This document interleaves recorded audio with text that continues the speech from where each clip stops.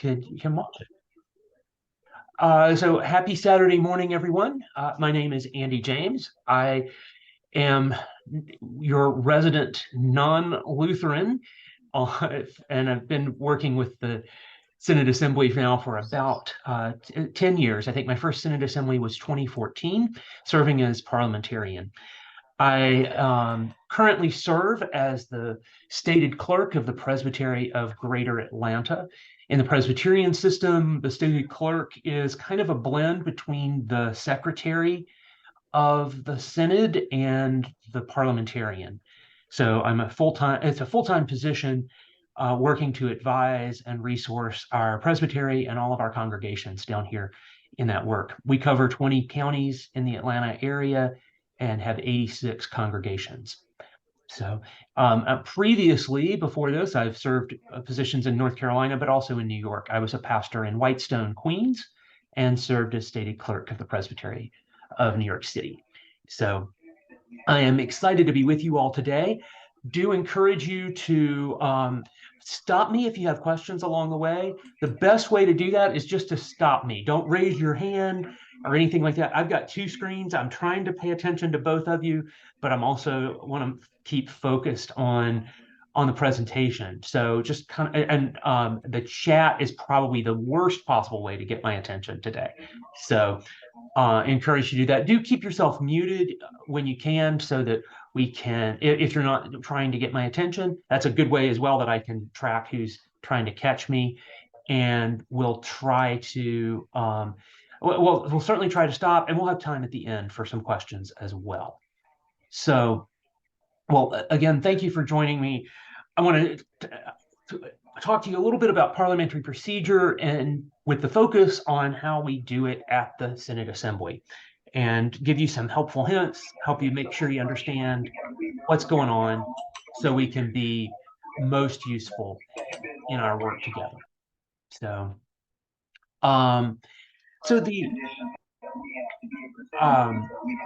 Karen, are you able to hear me now? Yeah, yes, I can. Okay, we can hear a lot of background noise. So if you might keep yourself muted, that will help. I'm sorry. That's okay. I will. That's fine. So I wanted to just kind of give you a quick overview of parliamentary procedure and leave some time for questions at the end. Parliamentary procedure, as we use it at the Synod Assembly, is based on Robert's Rules of Order. It is built upon parliamentary law from Great Britain and was adapted by General Henry M. Robert for use by smaller organizations. General Robert was a general in the Civil War era, and he came out of the Civil War and walked into a church meeting and said, "Oh my goodness, they need help. I am a fan of order, and there is disorder and chaos." And so he tried to take these principles of procedure that were already in place and adapt them to make them accessible.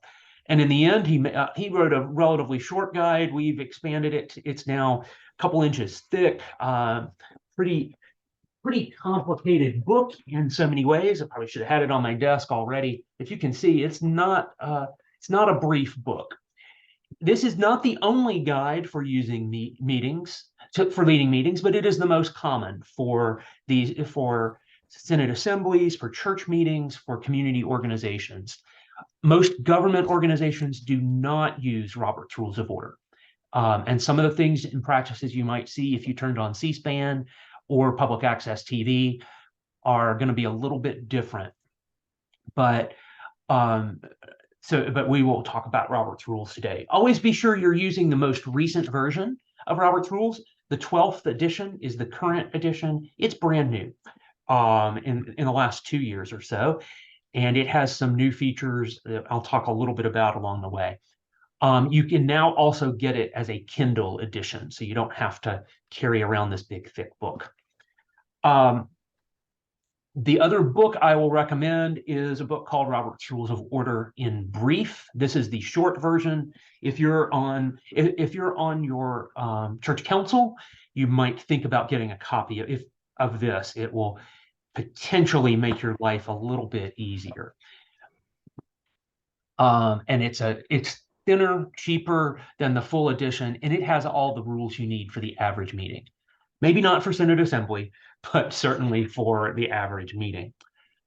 The most important thing, though, for me about parliamentary procedure is that we think about what the principles are that lie behind it. This book goes into great detail about all the little nuances of everything, but in the course of an average meeting, the person attending really probably needs to understand what is going on behind the scenes. What is driving how we interact with each other? And what are the principles that are behind all of this? And the very beginning of Robert's Rules lays these out in a couple of different ways. So the principles underlying parliamentary law begin by talking about how we balance the rights within the room, but balancing the rights of the majority, of the minority, and especially a strong minority, greater than 1/3. There's a lot of things that are about 2/3 votes in Robert's Rules. So a large minority has some extra rights. There are rights attuned to individual members. There are rights to people who are not present. And then there are rights that are given to everyone together. So one of the most important things that Robert's Rules is trying to do is balance all of these rights. Robert's Rules also, and parliamentary procedure, also helps us to take action. It enables the overall membership of an organization, expressing its general will through the assembly of its members, both to establish and empower an effective leadership as it wishes, and at the same time to retain exactly the degree of control over its affairs that it chooses to reserve to itself. So this is when you're thinking about what you assign out to the Synod Council versus what you do at Synod Assembly. That's what's going on here. I also want to note I noticed some of you taking some copious notes. Please don't stress. I just put the presentation in the chat, and I'll make sure that it's available at the end of the meeting through the Synod office. So, in addition, these deeper rights as well talk about making sure that there's a right to discuss things, because it's the majority that take part in the assembly who decide the will of the assembly and the action that's taken, but that happens only following upon the opportunity for a deliberative process of full and free discussion. Only 2/3 or more of those present and voting may deny a minority or any member the right of such discussion. Now, just because you have the right to do something, it doesn't mean that it's a good idea to do it. So each individual or subgroup has the right to make the maximum effort to have their position declared the will of the body, but only to the extent that that can be tolerated in the interests of everyone.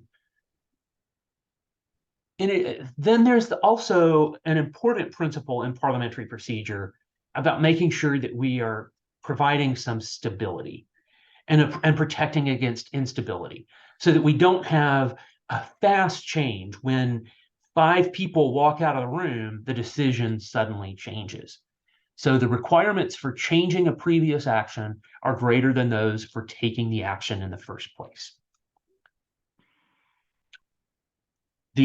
Under the rules of the parliamentary law, the deliberative body, that is the Synod Assembly, is a free agent. It's free to do what it wants to do with the greatest measure of protection to itself and of consideration for the rights of its members.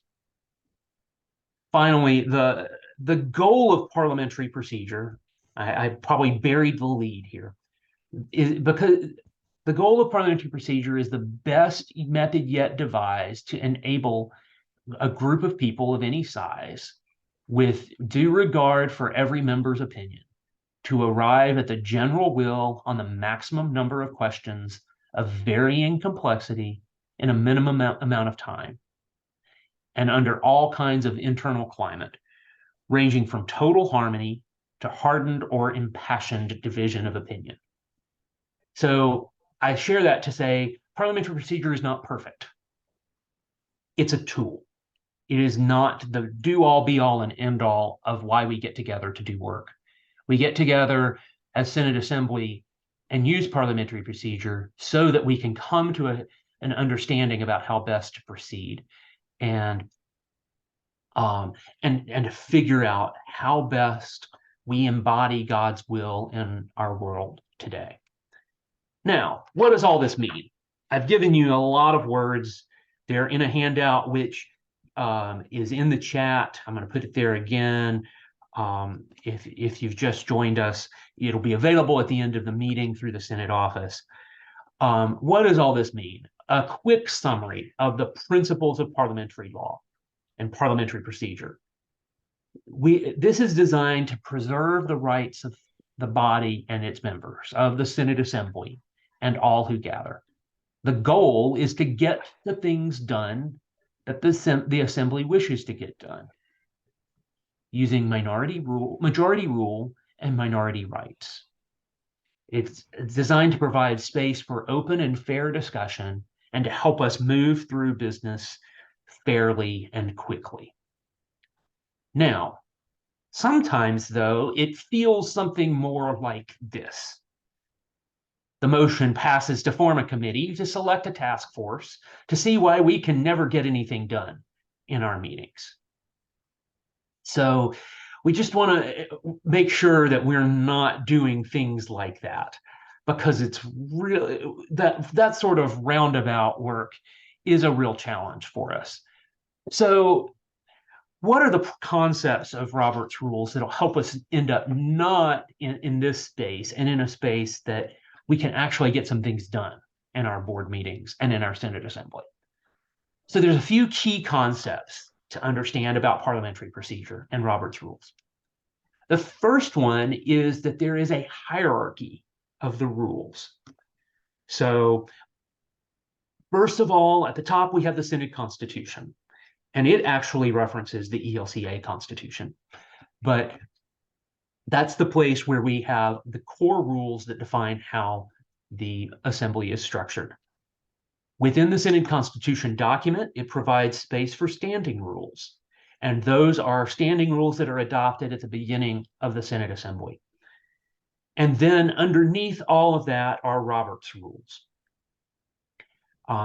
The Synod Constitution references Robert's rules, and Robert's rules tells us that this hierarchy is in place. So we follow Robert's rules, except when the standing rules or the Synod Constitution tell us something different. So don't be surprised sometimes if you look up something in Robert's rules and then I or someone else tells you, actually, the Synod standing rules or the Synod Constitution tells us that we do it differently. There's not a lot of places where that happens, but it happens occasionally. Another key concept in Robert's rules is that of what they call a deliberative assembly. Now, what is a deliberative assembly? It is a group of people meeting in a single room or area with simultaneous oral communication. Robert's rules provides for electronic meetings, but it always says that there has to be simultaneous oral communication. In a deliberative assembly, the members are free to act by their own best judgment. They are not representative of others. You come to Synod Assembly Synod Assembly elected by your church, perhaps representing your church, but not to speak for your church. You come to Synod Assembly commissioned, if you will, to listen together for the will of God. In a deliberative assembly, each person has one vote. There are no special powers given to certain people. It's not like we're in a stock election where you're given power to vote in certain ways. Each person has, based on the number of shares you have. In a deliberative assembly, each person has one vote. Decisions in a deliberative assembly are generally made by majority vote. And there are certain exceptions to that. Some things need a 2/3 vote. There are certain elections, for example, if we were electing a bishop this next week, and if somebody got 75% of the vote on the first ballot, the bishop would be elected. But that would not necessarily be the case. Later on in the process, it just needs a majority. So there are special processes in place that make that generally correct. I think this one is very important. Failure to concur in a decision of the body does not constitute withdrawal from the body. So you may not get your way every time, but it doesn't mean you pick up your toys and go home. A deliberative assembly is not made up of toddlers who like to play. It is made up of people who are brought together and stick together. And finally, the members who are present generally act for the entire membership. Just because somebody is absent does not mean that you do not move forward and you do not act. In a deliberative assembly, the key and most important thing that happens is called a motion. A main motion is how any particular item of business comes before the body. A main motion can be anything from electing a person to an office, to setting and approving a budget, to giving direction and instruction to others as well. Only one main motion can be on the floor at any given time. There are other motions that are possible that can be applied to a main motion as it's discussed, like amend or refer or postpone or calling the previous question. We'll talk about all of those later on. But you can only be talking about one thing at a time, one big thing at a time. Sometimes, though, when we're talking about motions, it feels a little more like this situation where you're in water up to your shoulders and trying to figure out whether or not you're going to call the plumber, and you can't even agree on that. But how do we get there? Where does that land? What's the process for making a motion? First of all, a member is recognized by the chair. In our case, the chair is always the bishop or the person who is standing in for the bishop on occasion. And that person makes a motion. And then after that, another member seconds that motion. Then the bishop will state the motion. Now, what does it mean to state the motion? This just makes sure that everyone knows exactly what we're talking about. And if you're in a setting like your church council, this provides an opportunity for an immediate adjustment to make the motion in order, or to fix something that's problematic while preserving the intention of the motion. So it is a rarely used thing, but I think it's an important opportunity for any leader of a meeting to say, I feel like that's what you meant, but we need to say this in this way so that it's a little more clear. And then the motion is not before the body until the bishop or the presiding officer states it. So the order then, the member makes the motion, someone seconds the motion, and then the bishop states it. From that point, we go into the process of considering a motion. This is where we deal with debate. And during debate, we'll talk about a little more about debate. This is where you can bring other motions to amend or refer or things like that.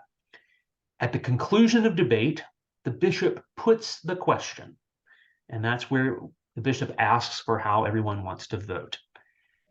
We will be voting at Synod Assembly using electronic devices. So at that point, it'll be kind of like changing the channel on your TV, select yes or no. And at the conclusion of that, the bishop will announce the result of the vote. Now, during that process, some things can happen. The most common and important thing that can happen is an amendment. An amendment is the process by which a deliberative assembly changes the wording of the item it is considering before it is acted upon. Now, this changes only the wording of the pending item. It does not adopt the motion itself. So this is the reason why sometimes it feels like you've gone through that amending process and then you've got to vote again. That's because you've fixed it like you want it, and then we have to agree that it's actually our will together as the assembly to do this work. One thing to remember about amendments, you do not have to support the main motion to support an amendment to it. Sometimes you might actually disagree with the main motion, but you recognize that it could be better. There's a preferred way of doing it. If the assembly is going to do it, you'd rather see it done this way. And so you might bring it that way, might have an amendment such as that. Finally, one thing to keep in mind about the beginning of that is there are no friendly amendments. We are all friends in this, but there are no friendly amendments. Tom, did I see you for a question? Yeah. Yeah. Thank you so much. Just want to make sure I understand the flow here. So we've considered a motion. The bishop has put the motion and has asked for votes, and then it's voted on. The question of amendments, is that something that might insert itself before the vote, or is this post the vote, the motion is passed, and now we're talking about amendments to what was just passed? That's a great question. No, amendments are done while debate is pending. They have to be done before the vote. So I'm sorry for that confusion. I will make sure that the next version of this presentation does not introduce that. So, but yeah, so this is done while the motion is being discussed. So you have an opportunity to debate it. You can speak for or against it, or you can make an amendment. You can move to refer. That is the time when all of those things happen. Once the final vote has been taken, you cannot do anything else to it except to reconsider it. And so while the process for an amendment would be, while discussion is going, while there is debate happening on the amendment, you would stand up and say, I move that we amend the motion in whatever way. It would require a second, and then we go into a debate just on that amendment. So there's definitely a speak now or forever hold your peace kind of moment. Yes, exactly. That's really good way to think about it. So another thing when you're thinking about an amendment, it's important to recognize that there are different types of amendments. So what might you do to amend? One thing you can do is to insert something. You can add words or a paragraph, or you can strike out words or a paragraph. So if you want to say something more, you can add that in. If you want to say something less, you can take it away. You can also strike out and insert. So if you don't like something, you can change, but you want it to say something else, you can strike out and insert, all in the same motion. And finally, you can substitute. That is a special strikeout and insert. If you've got a paragraph you want to take out and put in a whole new paragraph, that is a substitute amendment. Another thing to know about amendments is that they always must be germane. Now, to be germane, an amendment must in some way involve the same question as the motion to which it is applied. So, for example, if the motion were made to that the Synod Assembly wishes to have the Synod purchase a piece of property on the Hudson River, you cannot change that amendment you cannot change that motion by amendment to say that the Synod Assembly wishes to endorse Coca-Cola as the official beverage of Synod Assembly. those are two entirely different things. They're not involving the same question. So you could change, for example, if we were talking about the first motion to buy a piece of property on the Hudson River, you could change that from the Hudson River. You could move an amendment to change it from the Hudson River to the Harlem River if you wanted. But you would not be able to make that change otherwise. It's got to be connected in some way. Another thing to know is that you can also amend an amendment. God help us if we ever land there in Synod Assembly. It gets really complicated because it takes about 7 votes to get out of it. But you can only have one amendment to an amendment. You can't amend an amendment to an amendment. Say that 7 times fast, and yeah. Now, if we are amending the Synod Constitution, for example, that could be amended twice if it's an existing document we are trying to change. That is the exception to that rule. Before I proceed, any questions on amendments?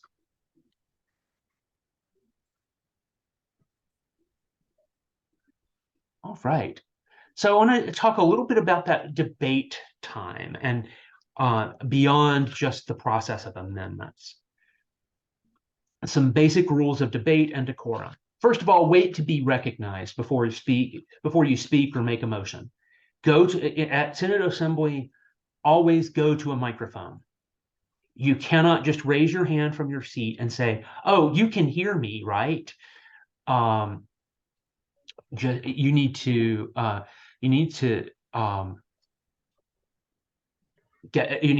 get up, go to a microphone, and make your motion there, or make your speech from there. Because we're in a large room, it's not easy to hear. We need the public address system so that everybody can know what's going on. You always need to address the bishop or the presiding officer. This is how we preserve debate and decorum. Don't turn around, face front. Talk to the bishop. Don't start talking to the last person who spoke and say, Jack said such and such. That is inappropriate. You could say a previous speaker said something, but always keep your remarks addressed to the bishop or the presiding, or whoever is presiding. Be sure that you're speaking about the current question or motion. So if there's an amendment pending, speak only to the amendment. If you're standing at the microphone waiting to be recognized and someone else brings an amendment along with in that moment as well, pay attention and make sure that if you discover that somebody's making that amendment, you might just step back from the microphone if you're planning to speak to the main motion. That way, you're always sure that you're speaking to the thing that is immediately before the assembly. The bishop, I will confer with the bishop sometimes and say, "Bishop, this is not the question that is before us," and you will get interrupted if you're not speaking to the correct thing. So, so be sure you're speaking about what is right there. And as I said before, always avoid referring to other members by name. Use a previous speaker or another speaker, or some have said. Come up with something like that.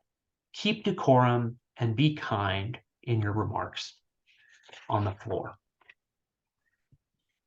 This is what often happens, as you know. We're standing outside rehearsing our candid remarks before we come in.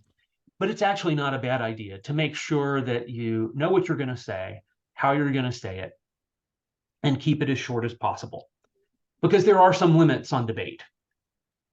There's a maximum of 3 minutes per speaker and a maximum of 15 minutes per item of business.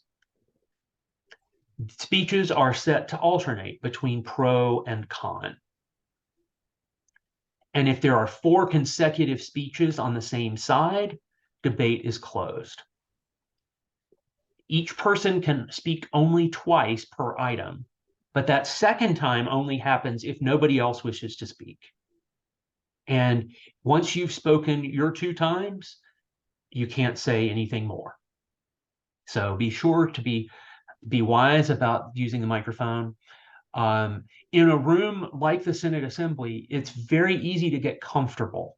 When I have participated in assemblies myself, I have watched myself get comfortable. And so after the first time, I'm a little bit more confident in standing up. And so I have to kind of pause and remind myself there are 400 other people in this room, and it's quite likely that one of them is thinking the same thing I am.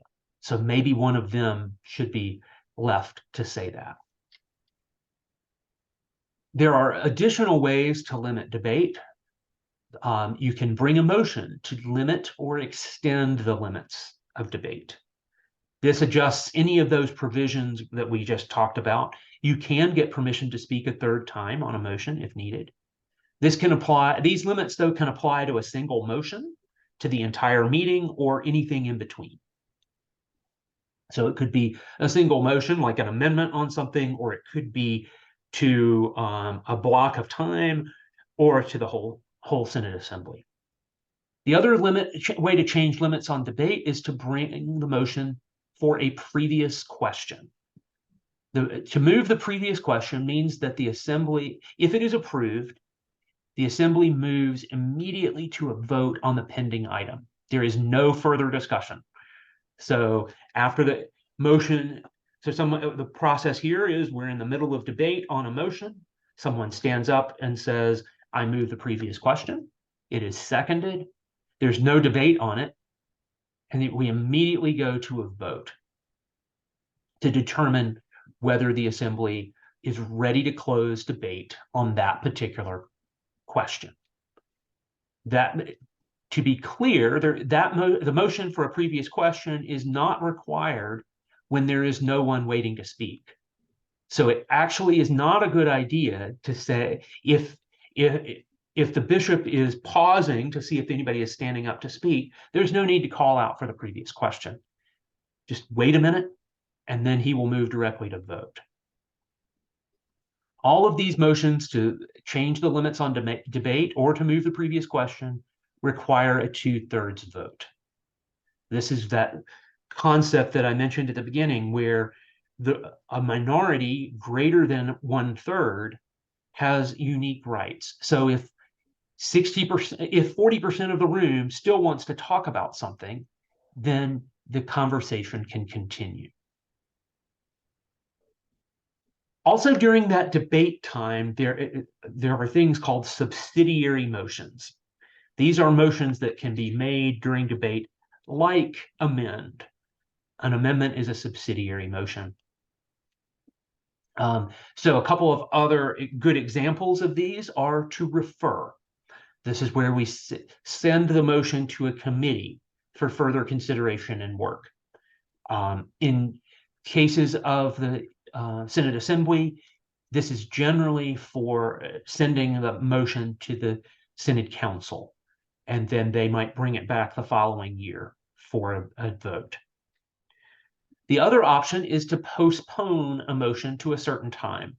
So, for example, if the motion is just not ready, or you need to have a conversation, if there's a group of people who want to sit down and come up with an amendment to fix it, or the person who needs to speak to, the most important person to speak to it, had an emergency and can't be there at that moment, but will be there tomorrow, then the motion to postpone to a certain time is the motion you want to use.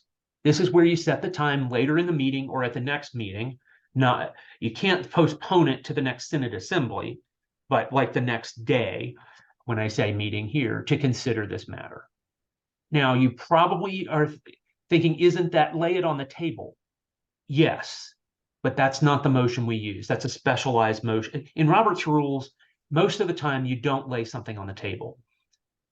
In the United States House, that's where that motion is much more common. It means the same thing as postpone action.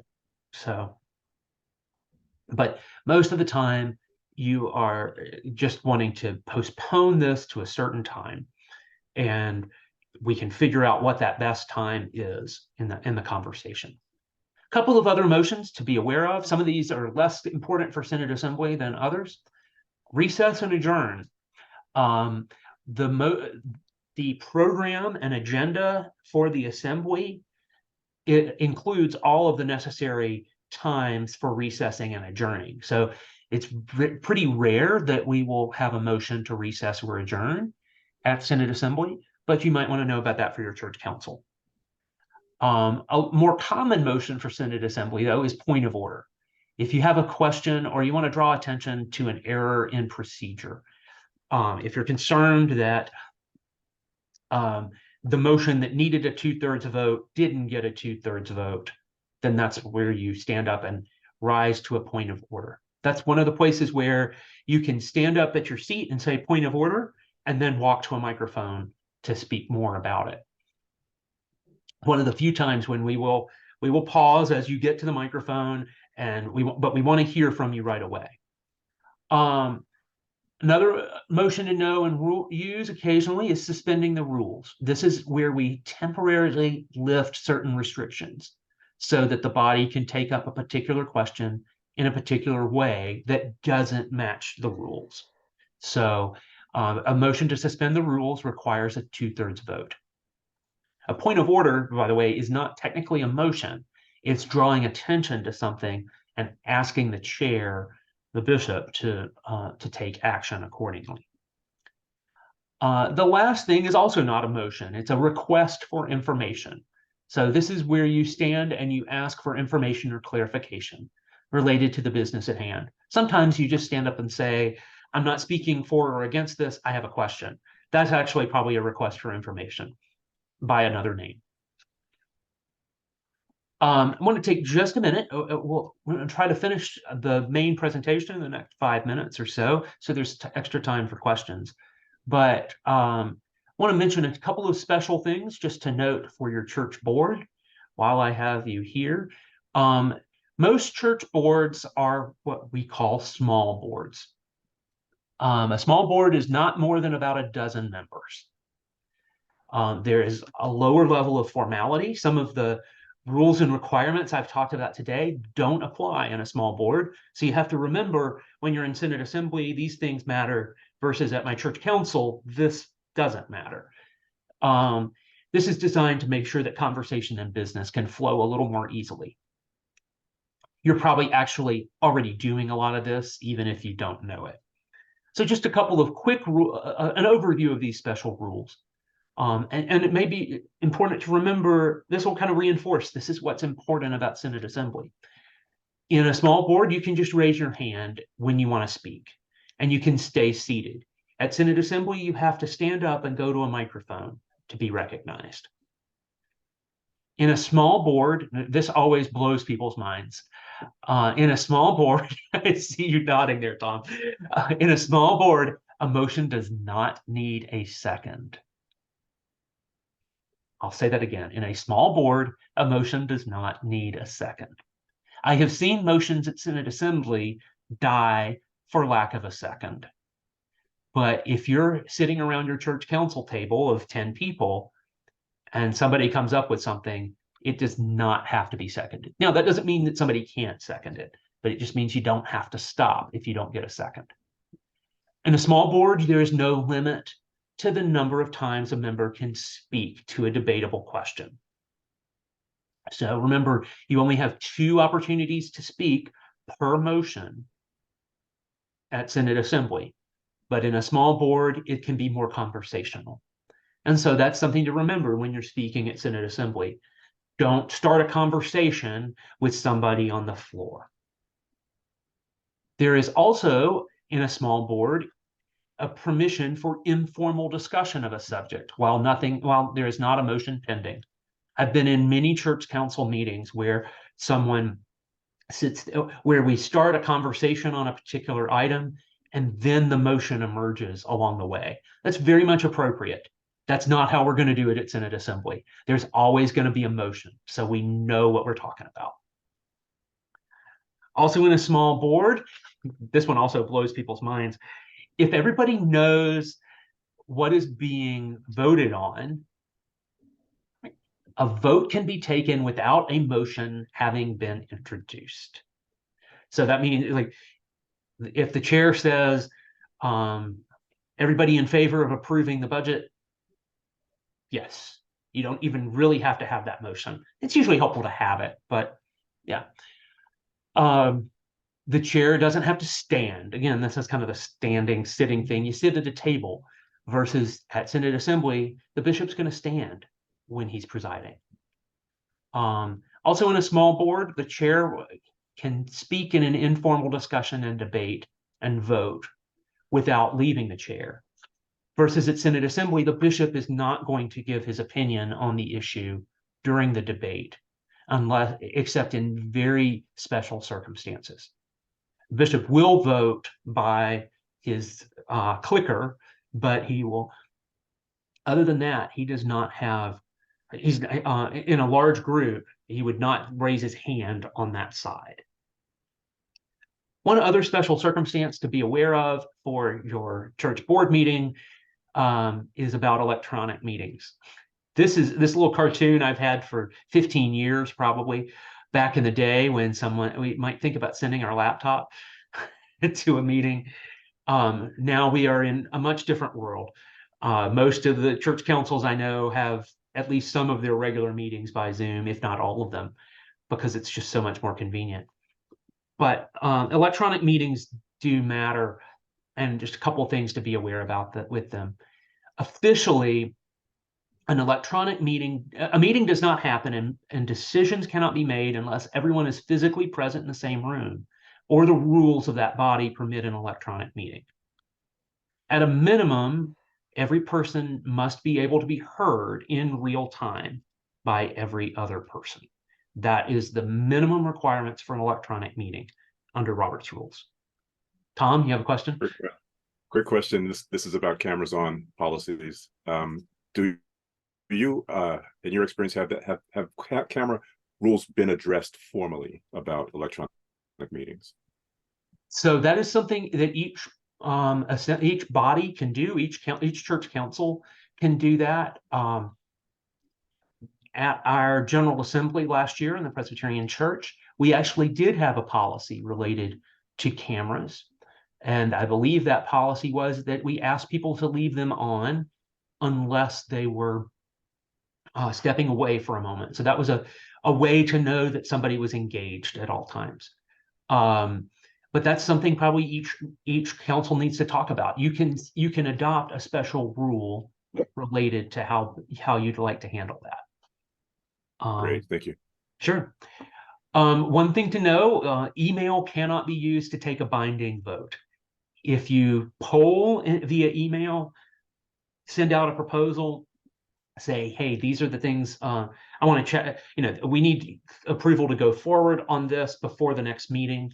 You can do that, but then at the next meeting, you need to take a motion to ratify that, and then it goes in the minutes from there.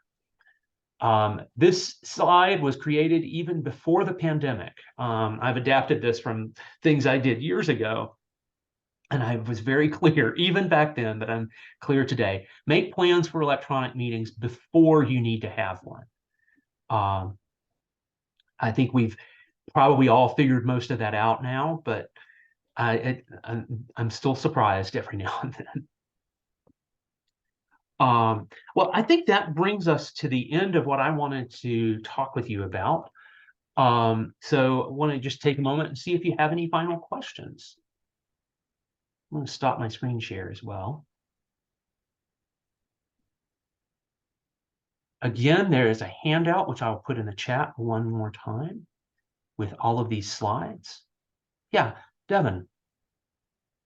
Hi, good morning. So I noticed that there was like very brief discussion about there might be certain rules where the constitution of our Synod might trump, a certain action. And I just wanted to know if you have like a few more examples of that, just to get a sense of our culture here in New York, Sure. So the Synod Constitution, what I was specifically talking about there was how the Synod Constitution has certain things that trump Robert's rules. So anything that it comes before the Synod Assembly can be ruled out of order if it's not permitted under the Synod's Constitution. Most of the stuff that is related to that is about procedure. It's not about saying the Synod can't talk about such and such or do such and so. It's more about how things are done. So there are certain, for example, Robert's Rules talks about nominations from the floor. So but it also says the nominations process has to be outlined in the standing rules of the organization. And so the Synod Constitution has several pages that kind of say, this is how we do elections. And there are certain things for certain offices. But that would be the one, I think that's the best example I can give of how things happen in New York that might be a little bit different than it happens elsewhere. Around elections. I had a call earlier this week already from the Synod office trying to sort through some of the questions around elections. And because it is a little complicated and we want to make sure we do it right. So that's what I'm here for, what I will be there for. And I'm happy to, so if you're at the assembly and between sessions, feel free to stop me and ask me a question. Certainly love for anybody who's been on this call to stop and introduce yourself. So to meet you in person. So yeah, does that help, Devin? Sure. Great. Other questions?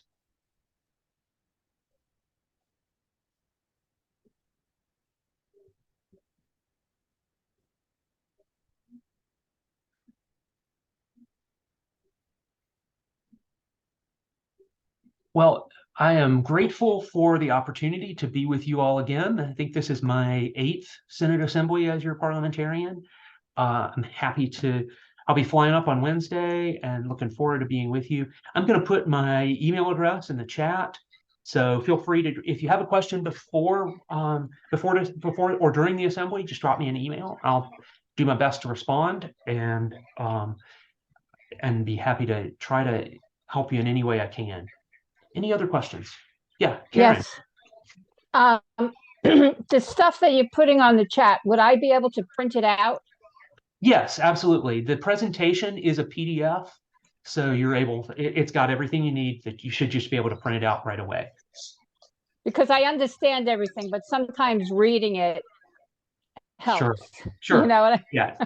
Everything that was on the slides today is in the handout. I actually printed it out for myself just so I'd have a handy copy this morning. So.